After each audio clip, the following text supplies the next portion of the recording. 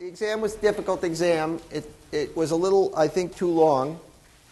The median and mean turned out to be 75%, and the grades were distributed as follows. So I think if you were in the 70s or above, you're doing fine. Down here, I think you need to do a little bit of work just to practice doing these kind of problems. I realize we don't have time pressure on homework, and I may try to design the second hour exam to relieve a little time pressure. We'll see what we can do. So let me just go over the questions briefly. I think the problem one number of people had a difficulty with, the definition of a cyclic group means there exists, G is cyclic,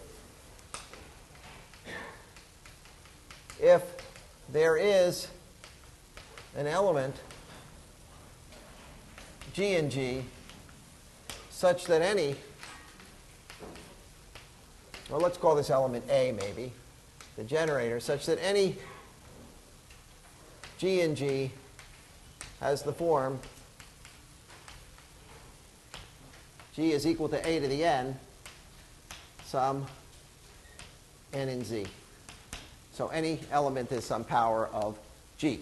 Such G's are called generators. Do not think, and this is where people made a mistake on the second half of the problem, that any element of the group is a generator. That's not true. For a cyclic group of order 4, the square of a generator is not a generator because it has order 2. So the definition of a cyclic group, there should be some generator of this form.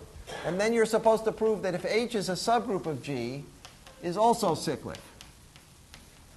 So what we have to find for H is a generator of H, given the fact that A is a generator for G. Let's write it like this. So there are two possibilities. If H is equal to the identity, then it's true. Because the identity group is, by definition, cyclic. You can take the identity element as a generator. If not, then H contains A to the n for some n bigger than 1, or equal to 1. Because if it's not just the identity element, then it contains some power of A for some non-zero integer. And if it contains some non-zero integer, then by taking the inverse of that element, you can assume that it contains a power of A for some positive integer, taking inverse if necessary. And then what you do to find a generator of H is a generator B of H is A to the k, where k is the minimal such power, such n. Namely, for all the positive powers of A that lie in H, take the smallest positive power of A that lies in H, call that thing B, and I claim that B generates H. So now you have to prove that. So you say, well, suppose there's something else in H. Say A to the m is in H. So we write m as some multiple of k plus a remainder with 0 less than or equal to r less than k. We use the Euclidean algorithm to write it that way. Since a to the m and a to the k to the qth power are both in H, so is a to the r. But r is a positive number less than k. And the only positive power of A, by definition of what k is, that lies in H, or non-negative power of A that lies in H, is the 0th power. That implies that r is equal to 0, so that m is equal to q times k, and a to the m is equal to b to the q. And that shows that any element in H is a power of the smallest power of A that lies in H, so that H is also cyclic. It's not true that anything in H will be a generator. So that was a mistake that a lot of people made. Yeah, Atticus. When you say H contains A to the n, do you actually mean H has the element A to the n? Yeah, sorry, like that. Yeah. There's some power of A that lies in H if it's not the identity. All right, number 2. So the first thing is if H is normal, show that GHG is equal to, sorry, HGH, sorry, is a left coset. Well, if H is normal, that implies for every G and G that GH is equal to HG as a set. That the left coset of G is the right coset of G. So you simply replace this HG here by, it's the same as the set GH times H, but GH times H by associativity is the same thing as G times H, because anything in H times anything in H lies in H, so that shows it's a left coset. And the second part of this problem is a little harder. You're supposed to say, if H is not normal, then this is not equal to GH.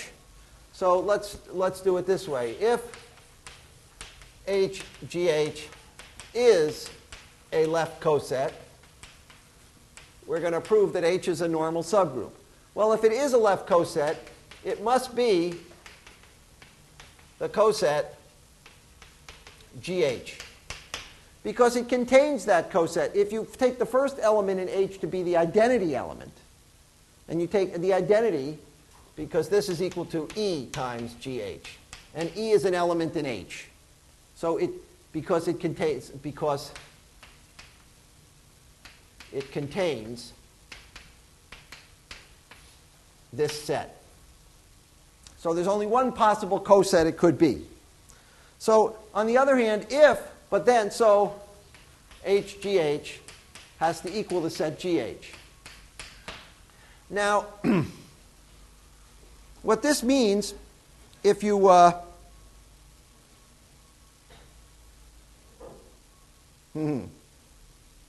so I claim that means that if you take this right coset, this implies that H times G is actually contained in GH. Because this is a subset of this. Namely, this is H times G times the identity. So that this right coset is contained in this left coset. In particular, conjugating by G, G inverse HG is contained in H. Well, that's true for every G.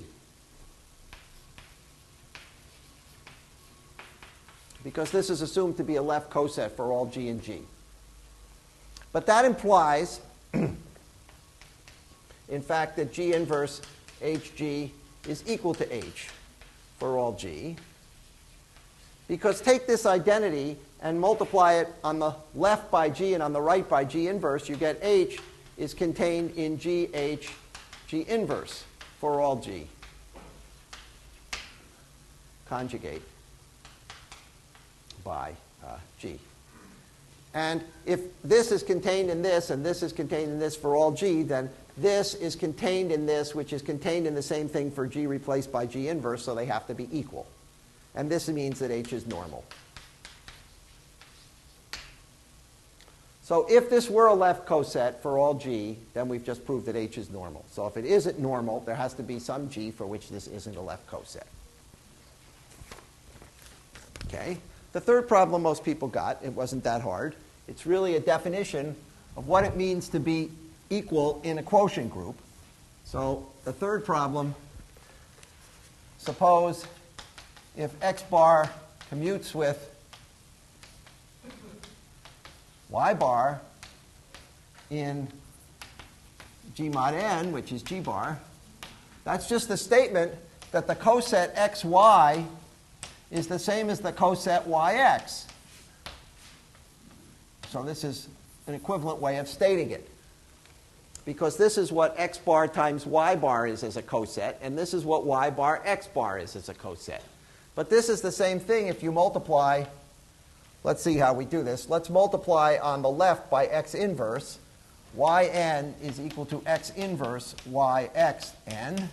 And then multiply on the left by y inverse. N is equal to y inverse x yxn. And if the coset of this is n, that means that this is an element in n. Did I do this right? Is that what we were supposed to prove? Oh, I think I did it the other way around. Sorry. I apologize. Let's do it again. So let's instead multiply this by y inverse. So I get exactly the statement that I put up. Apologies, I did it the wrong way. Y inverse xyn is equal to xn. And then that's the same thing as x inverse y inverse xyn is equal to n, which is the same thing as x inverse y inverse xy is in n. And all these steps are reversible, so that's the problem 3. Now this element is sometimes called the commutator of x and y. You'll see it in the literature written that way.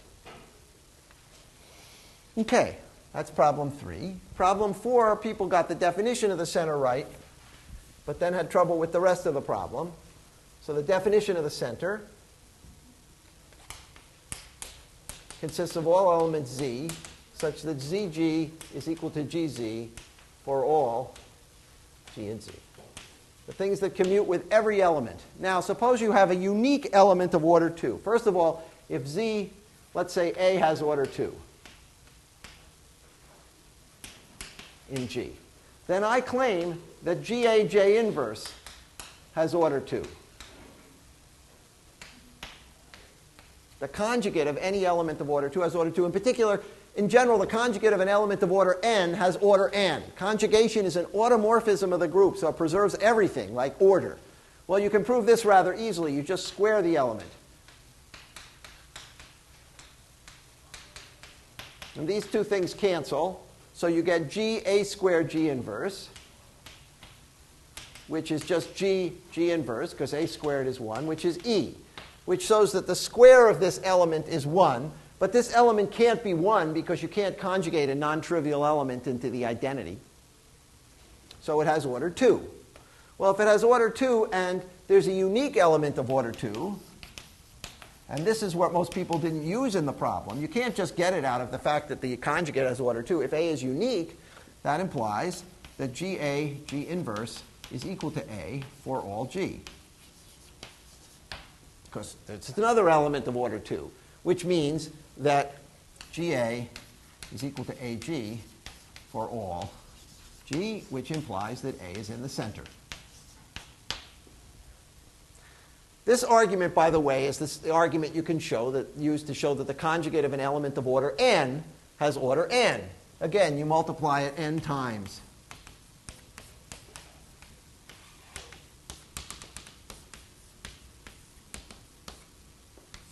N times. And then all the internal g's and g inverses cancel, and you get g a to the n, g inverse, which is the identity, if a to the n is the identity. And then you can do that for all g, so that shows that it has exact order n. Okay, so this is unique. Can you have a unique element of order 3? So almost everyone got that. You can't, because if you have an element of order 3, it generates a cyclic group of order 3. So you get a little subgroup that looks like A squared, and you find that this element also has order 3. In fact, A squared is the same as A inverse. A and A inverse always have the same order. So the only way it could possibly be unique is if A is equal to A inverse, which means that A has to have order 2. If you have an element of order 4, it can't be unique. An element of order 5 can't be unique. So that's A is not equal to A squared, so you can't have the unique element of order 3.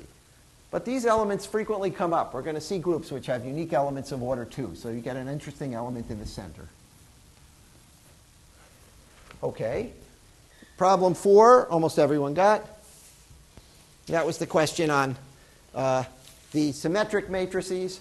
So I'll just, so if A is equal to Aij, where Aij is Aji, this is clearly closed under addition and scalar multiplication and contains the 0 element, so it's a subspace. That was easy. And then the dimension isn't hard either, because if you think about it, such a matrix is completely determined by the entries on the diagonal and above the diagonal. Once you have these entries of the matrix, they determine everything else. So you just have to count how many possibilities are there for matrices on the diagonal, etc. And the number of entries in this diagonal is n, and here we have n minus 1 entries, and here we have n minus 2 entries, all the way down to 1 entry. So the dimension is 1 plus 2 plus n, which is n times n plus 1 over 2. A little bit more than n squared. Okay. And problem 6, most people got, oh, I'm sorry, then you have to, I asked whether it was closed under multiplication, so I got all kinds of abstract arguments here, but all you have to do is write down an example. So an example, if you do this, if you multiply this by this matrix, these are both symmetric matrices, but when you take the matrix product, you get this, which is not symmetric. Some people gave me the general 2 by 2 times the general 2 by 2. They got a 2 by 2 matrix here, and they said, well, it doesn't look equal, but I don't know that. I mean, it's some funny combinations of A's and B's. You actually have to give me numbers. Other people said, well, if it were closed under multiplication, then by taking transpose, I would have AB is equal to BA for all elements in the group. And since we know matrix multiplication isn't commutative, then that can't happen. Well, we don't know that symmetric matrix multiplication isn't commutative. It's a picky point. But it's so much easier when you're trying to give a counterexample to a statement, just give an example. Less theory. When you're trying to prove something, that's when you need theory. Okay? And then finally problem 6, which almost everyone realized. Once you wrote down the bijection, it was pretty clear. So we had the vector space f to the n. And we want to give a bijection between the set of bases and GLNF. So first of all, most people forgot the first part of the problem to actually define this group. I didn't take too much off. But this is going to be the set of A, which are n by n matrices with entries in F and determinant of A not equal to 0 under multiplication. That's the definition of the group GLNF. And we want to map between bases and elements in GLNF. And the idea is if you take a basis, an ordered basis V1, Vn, and you define f of that basis to be the matrix where the first column is the entries of V1 and the second column is the entries of V2 and the last column is the entries of Vn. That gives you an n by n matrix. Since these elements are linearly independent, because it's a basis, these columns are linearly independent, so that people could quote shows that the determinant of the matrix is non-zero. So that's a map between bases and elements in GLNF. It's clearly a one-to-one map because if you know what the matrix is, you know all the entries of the basis, so you know the basis. No two bases would go to the same matrix. And it's onto because if I take any invertible matrix and I just can take the first column as my first basis vector in Fn, and the second column is my second basis vector. The fact that the matrix is invertible says that the elements, these n elements, are linearly independent, so give a basis. That was all I needed for that. Now, for those of you who tried the last one, and there were one or two people who tried it, I'm not sure anyone, or one or two people got it, you use this problem to do it. That's the best way to do it, namely to calculate the order of the group GLN of Z mod PZ. You have to calculate the number of ordered bases of Z mod PZ to the nth power. Well, why would that be any easier than calculating this? Well, let's try to make a basis. The first thing we have to do is choose our first basis vector. So that's got to be a vector in this space, and the only thing it has to be is linearly independent from 0. We're going to build the basis by keeping adding linearly independent elements. So the first thing is just some non-zero vector in there, and there are p to the n minus 1 choices for that first vector. Right? Because there are p to the n vectors here, and only one is 0. And then if we're going to make we have to choose a basis vector v2, we want it linearly independent from v1, i.e. not on the line spanned by v1. So there are p to the n total vectors in here, and there are p vectors on the line spanned by v1, so there are p to the n minus p choices for v2. And then if we want to choose V3, it better be linearly independent from the plane spanned by V1 and V2. And there are p to the n minus p squared choices for the vector V3, because there are p to the n vectors total, and these are the number of vectors in the plane spanned by V1 and V2. We keep going down, and the last best vector is p to the n minus p to the n minus 1. So the total number of bases is the product of this number of choices times this number of choices times this times this. So it's p to the n minus 1, sorry, p to the n minus 1, p to the n minus p, down to p to the n minus p to the n minus 1.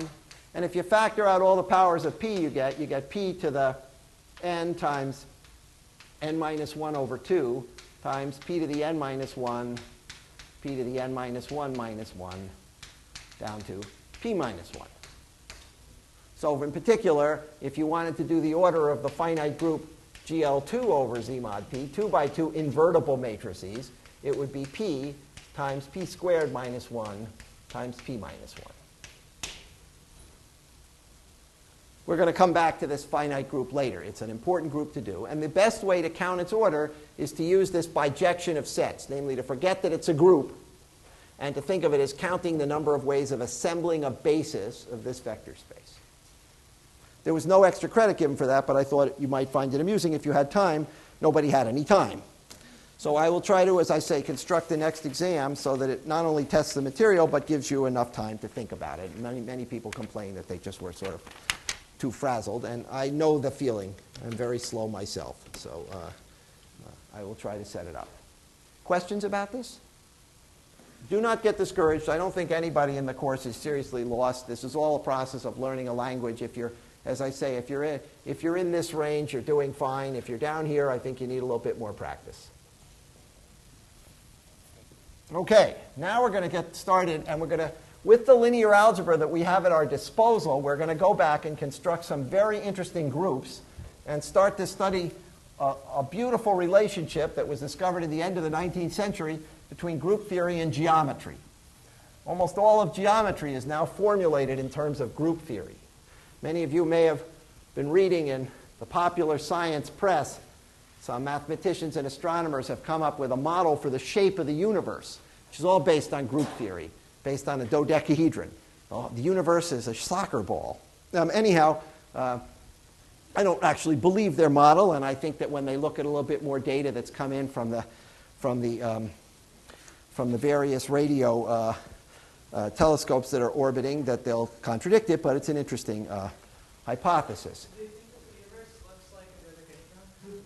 Yeah, that it's finite and that you should be able to look out in this direction and see something that you saw back in that direction. Yeah, if you look on the... Do they really believe it? Yeah, there's an article in... No. Kepler had this wonderful model where... Yeah, but Kepler also believed, for all of his science, he believed that the solar system was organized by inscribing Platonic solids into other Platonic solids. I mean, there was a lot of mysticism back then.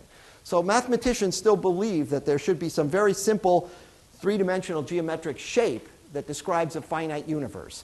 And the astronomers keep coming up with data that contradict this. But never mind their data.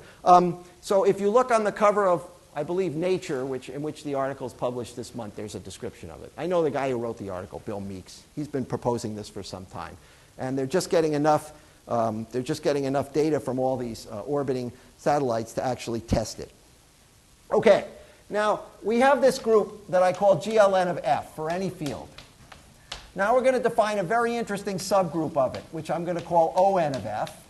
And then we're going to define a subgroup of that, which I'm going to call SON of F. And that works for any field. And we're going to show that they have some interesting matrices in it. And then we're going to take a look at this when F is equal to R. It's related to geometry. In fact, Euclidean geometry. This group, by the way, this sometimes is called the general linear group. These are called the orthogonal groups. That's why the O. And this SO stands for special orthogonal group. You'll see what that is. That's a normal subgroup of the orthogonal group. And in fact, the index is 2, so it's rather simple. Okay, so here's the definition of this group. the first thing we do is we take our vector space V, which is f to the n, and this group is just the linear maps from V to V, which are isomorphisms. So we're going to get a subgroup by putting some more structure on V, some more structure, and then just looking at the subgroup that preserves that structure. So we put additional structure on V, and the structure we're going to put on it is an inner product. We're going to take two vectors and give you a scalar.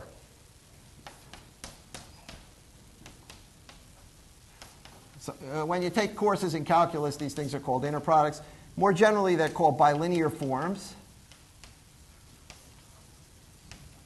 All right, so we're going to define an extra thing that takes two vectors and coughs up a scalar. And here's the definition. The vector itself is an n-tuple of elements in F. And the vector W is an n-tuple of elements in F. And the definition of this inner product is what you did in calculus. A1, B1 plus A2, B2 plus AN, BN. So it's some weird form of the product. You take the product of the first two elements, then you add it to the product of the second two elements, then you add it to the product of the third. If we were just in a one-dimensional vector space, it would be the product. It would just be A1 times B1. Okay. And we define ON to be the elements A in GLNF that preserve the inner product, such that when you take the inner product of AV with AW, it's the same as the inner product of V with W. That looks like a weird thing to do. But I claim that this is a subgroup. So everyone, AV means you apply the matrix A to the vector V and you get another vector. You multiply, right? So this would really be A times V transpose if you really wanted to write it that way. I mean, but I want everyone understands what I mean by AV. This is the vector, A times V transpose, something like that, right? You line up the vector, you multiply it by May, and then you straighten it out again. Okay, so why is this a subgroup? Well, because if I have, it certainly contains the identity element. If it contains A and B, is it true that AB of V, AB of W, is that equal to VW? Well, let's see. This is A of BV, A of BW, because matrix multiplication is composition of operators. Now, this is since A is in the orthogonal group, this is the inner product of BV with BW, because if we apply A to any vectors, we don't change their inner product. And then since B is in the orthogonal group, this is the inner product of V with W. So if A and B are both in the orthogonal group, so is their product. And I'll let you check inverse. It's no harder. Okay? Also, A inverse is in ON of F. All right, now let's figure out what this means in terms of what the matrix looks like. Now remember, what the matrix looks like is this. The matrix A has first column what the operator A does to the vector A of the vector 1, 0, 0. And the second column of A is what A does to the vector 0, 1, 0, 0. And the last column of it is what A does to the vector 0, 0, 0, 1. Because this vector space has a standard basis, and the standard basis we'll call E1, which looks like 1, 0, 0, 0, 0, down to En equals 0, 0, 1 in the nth place. That's the standard basis of this vector space. And you turn a matrix into an operator by seeing what it does to the standard basis. Okay, now the standard basis has the following property. If you take the inner product of E1 with itself, you get 1. You take the inner product of E2 with itself, you get 1. And you take the inner product of En with itself, you get 1, right? because these only have one 1 in them. And if you look at this formula, only one term is non-zero, and it's 1 times 1. On the other hand, if you take the inner product of EI with EJ, and I is not equal to j, you get 0, because EI has a 1 in the ith place, and EJ has a 1 in the jth place, and you get zeros in all these terms. So, that has to be true for these column vectors too, because we preserve the inner product. That's the definition of what it means to be in the orthogonal group. So if you take the inner product of this column with itself, you have to get 1. And the inner product of this column with itself, you have to get 1, because that's the same as the inner product of E2 with E2. All right? What does the inner product of this column with itself look like? Well, it's this element squared plus this element squared plus this element squared, right? The inner product of this column with this column is this element times this element, this element times this element, this element times this element, this element. Okay? Now, we can rewrite that in the following way. This implies that the inner product of A, EI, A, EJ equals product of inner product of ith and jth columns equals 1 if I is equal to j, and 0 if I is not equal to j. Okay, now let's rewrite what this means. This is n squared different numbers that we know. N numbers we know are equal to 1, and a lot of numbers we know are equal to 0. I claim that this is the same thing as saying that if you take the transpose of the matrix A and you multiply it by the matrix A, you get the identity matrix. Well, let's see why that would be the case. Suppose we took the transpose of the matrix A. The first row of that is A of 1, 0, 0, 0. Right? Because the first row of the transpose is the first column here. All right?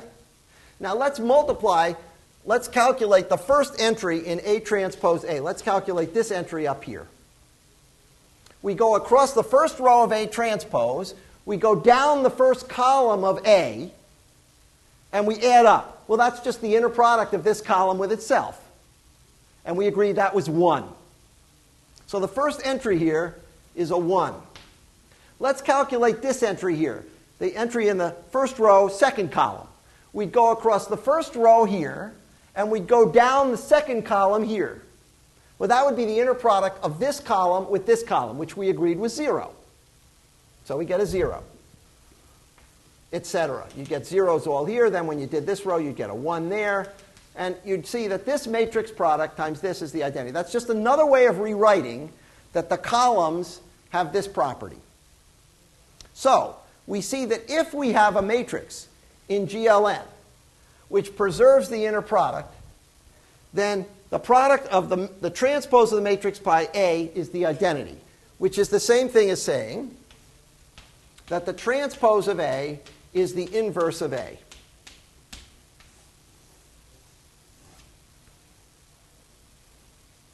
So it's also true in the other direction. A times A transpose is the identity. Okay. Conversely, I claim that if we have a matrix such that the product of its transpose times the matrix is the identity, or the matrix transpose is its inverse, then it gives a transformation that preserves the inner product.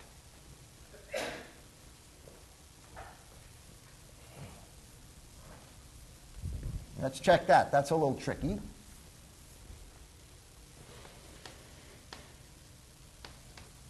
If A in GLNF has A transpose equal to A inverse, then it preserves the inner product.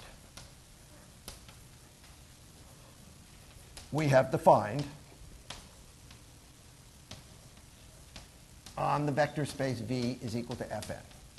So that's the matricial form of this preserving the inner product. Matrices whose transpose are their inverse. Why? Well, this is quite tricky. So let's see. Well, first of all, I'm going to rewrite the inner product, VW, as a matrix product. It's just the transpose of the vector V times the vector w, where this becomes a column vector and this becomes a row vector. I mean, if you think of it, that's exactly what the inner product is. If you tried to multiply, whoops, other way around, huh? I want, well, let's see. No, I want a row vector and a column vector. Sorry. Let's try it this way. I hope I don't get totally screwed up here, but we'll see. So we write the vector v like this. We write the vector w like this. We go across this row and down this column. We multiply the first entry times the first entry. We multiply the second entry times the second entry, the third entry by the third entry. That's exactly what we're doing when we're taking the inner product. So this is a matrix product.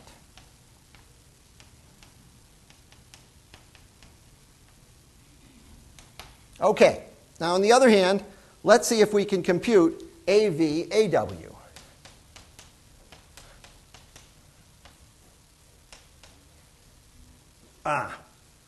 Okay, so AV, oh God, this is going to be a real nightmare because I've written my vectors as, never mind, let's go back. Let's write our vectors as column vectors so I don't actually kill myself here. So this would then be V transpose times W, where I thought of the vectors as column vectors. I now know why I want to do that, because then AV, this vector is just the matrix A times the column vector V. And this vector is just the matrix A times the column vector W. And consequently, the inner product would be, you'd calculate this vector, you'd transpose it, and then you'd multiply it by this vector as matrix multiplication. This is all matrix multiplication, A times V transpose. Then, now, if you know about transpose, that reverses the order of matrix multiplication, so this becomes V transpose, A transpose, A, W. And if we assume that A has its transpose is equal to its inverse, this is the vector V transpose times the identity matrix size n times the vector W. The identity matrix takes any vector to itself, so this becomes V transpose times W, which is the same as VW. That's why I want to take my vectors to be column vectors.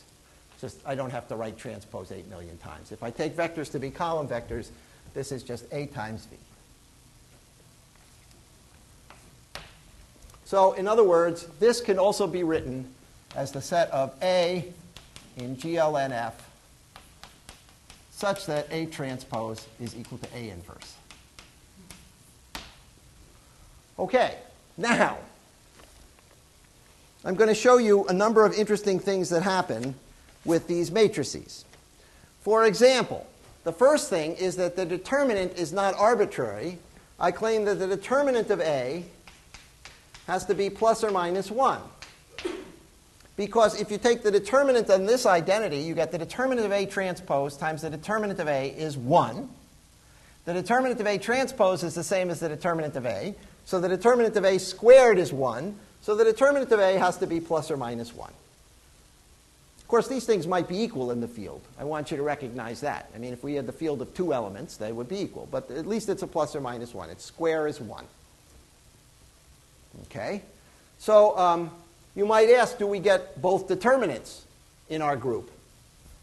And the answer is yes. So to do that, you have to actually exhibit elements in this group. So I'll show you some elements which happen to preserve the inner product. And maybe the only thing in the group is 1.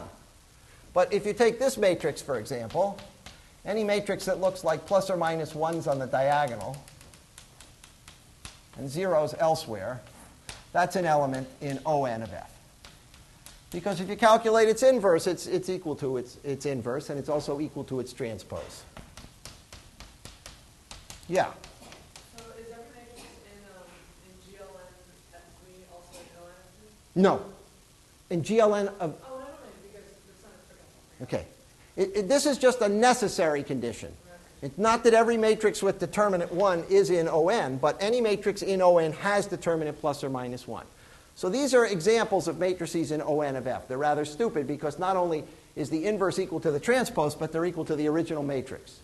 And in particular, if you took the matrix that looked like this, minus 1 plus 1 plus 1 down the diagonal, you'd find the determinant of this is equal to minus 1. So you can have both determinants plus 1 and minus 1.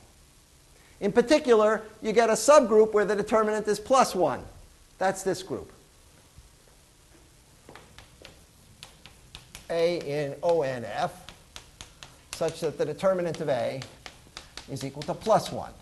And that's a group of index 2 because if you think of the determinant as a homomorphism, you get a homomorphism, the determinant, to the group of order 2 plus or minus 1, which is onto, because you have things of both determinant 1 and plus or minus 1. It's a homomorphism because the determinant of AB is the determinant of A times the determinant of B.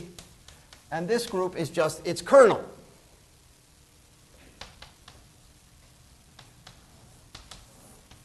And the kernel, we know by the isomorphism theorem, the index of the kernel, the quotient group, is the image. The image is plus or minus 1, so there are exactly 2 cosets of this group in this group. And the kernel is a normal subgroup. And the cosets are the elements of determinant 1, that's this, and the non-trivial coset, namely this times SON. What other elements are in ONS? Well, I claim the permutation matrices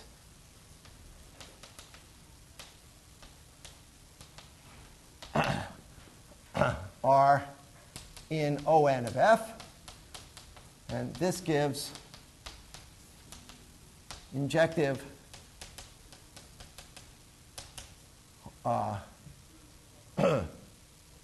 injective homomorphism F from the symmetric group on n letters into ON of F, no kernel, and that takes the subgroup, which is the alternating group on n letters, into SON of F.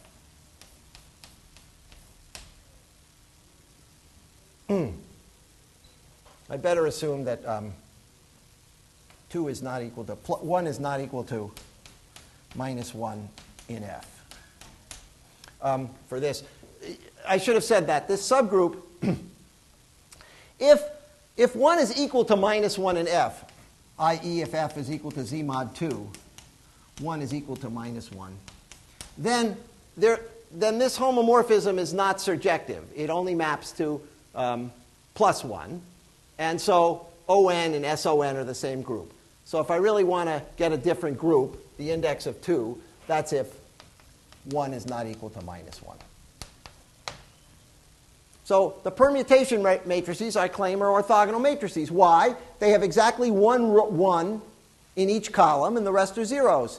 Therefore, if you think of it in terms of this thing, they preserve the inner product on the basis elements. Namely, the columns are of inner product with themselves 1 and inner product with the other column 0. Yeah? Would you mind just explaining the connection with the isomorphism theorem? Sure. We have a homomorphism. Well, let's assume that 1 is not minus 1. So we have 2 elements plus or minus 1. This is a subgroup of F, of the multiplicative group of F. The determinant maps these matrices into this group. It's a homomorphism because the determinant of a product of a matrices is the product of the determinants. It's onto because we've exhibited a specific element of the orthogonal group whose determinant is minus 1. It's onto.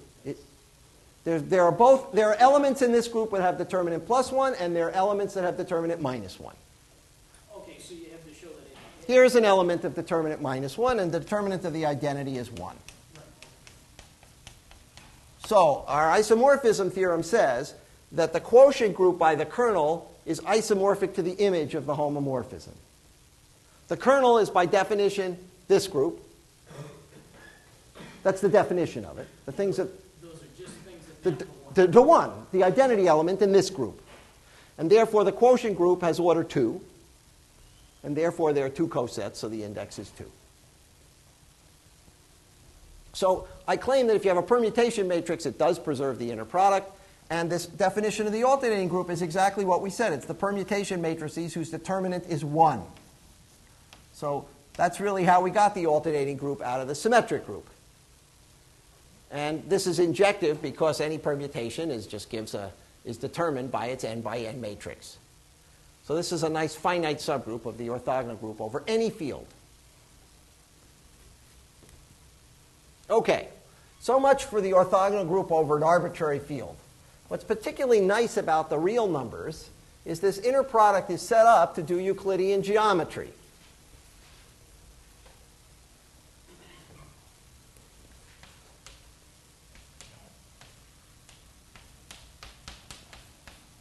What's so cool about this inner product is that the inner product of v with itself is the sum of ai squared from I equal 1 to n, right?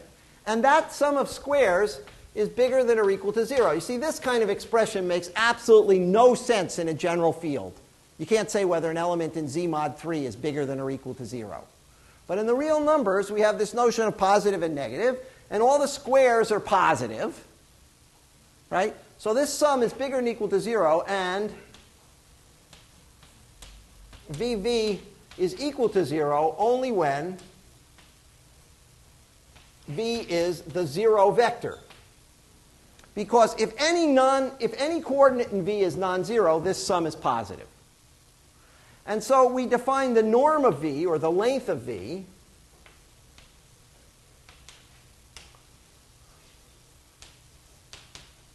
to be the square root, the positive square root of VV.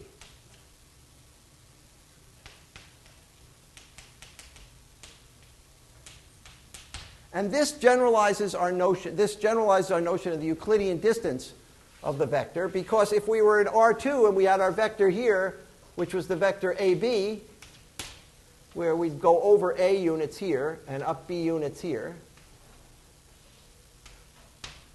then the length of this line segment is the square root of A squared plus B squared by the Pythagorean theorem. And consequently, this length measures the distance of the vector v from the origin in 2 space. And we define a geometry in general by saying that's the length of the vector from the origin, the square root of the sum of the squares. Okay, and we can also, and this is another thing that you probably have studied in calculus, you can use it to not only define the length of a vector, but you can use it to find the angle between 2 vectors by writing that it's an interesting inequality that VW, there's something called the Cauchy-Schwarz inequality, which I won't prove here, that says that if you take the quotient of VW by the norm of V times the norm of W, assuming that V and W are both non-zero vectors, so that these norms are non-zero and you can divide by them, you get a real number. This is a real number. These are positive real numbers. And this real number lies between -1 and +1. So that this real number can be written as the cosine of theta for an angle theta that lies between 0 and pi. And that angle theta is called the angle between the 2 vectors. And it doesn't depend on the ordering of the 2 vectors because this pairing is a symmetric pairing. VW is the same as WV.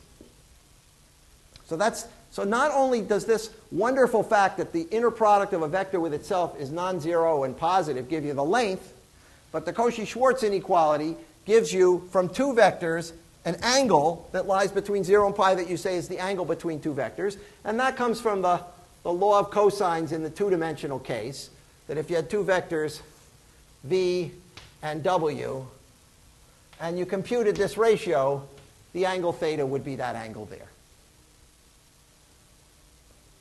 So this lets you, if you have a real vector space and you give it this additional structure of the inner product, it lets you define lengths of vectors, it lets you define angles between vectors, and this is what's critical for our point of view, the group ONR acts linearly on R to the n, and it preserves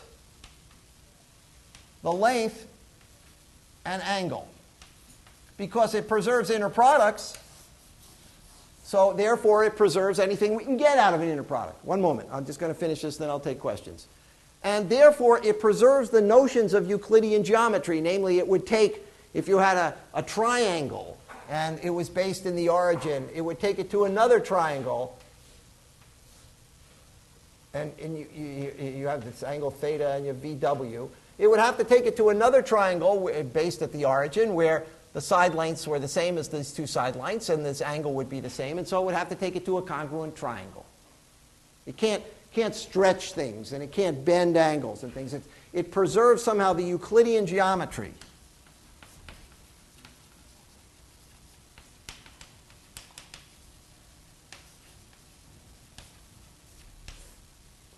Now I'll take the question. I'm sorry.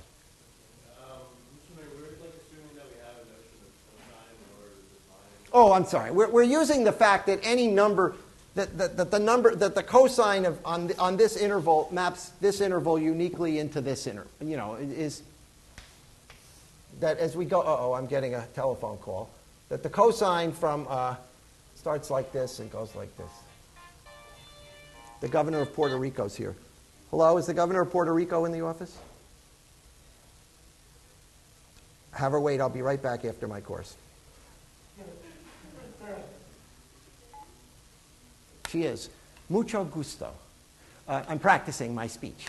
So the cosine, here we go from this pi over 2 and pi. The cosine gives a bijection between 0 pi and the numbers between -1 and 1.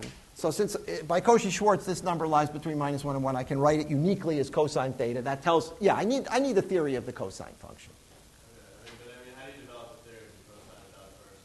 A vector space? Wait, come on. No.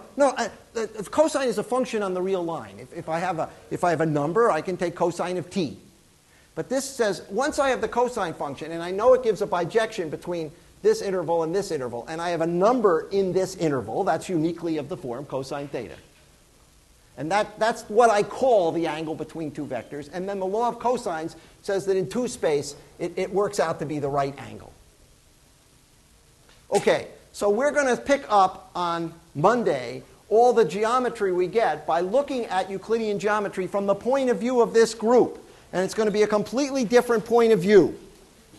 Here's a problem for you to just think about. We saw that these elements were in the orthogonal group. Prove that if you have an element in the orthogonal group and it has an eigenvector, then the eigenvalue is plus or minus 1. Namely, the only things that could be on the diagonal are plus or minus 1.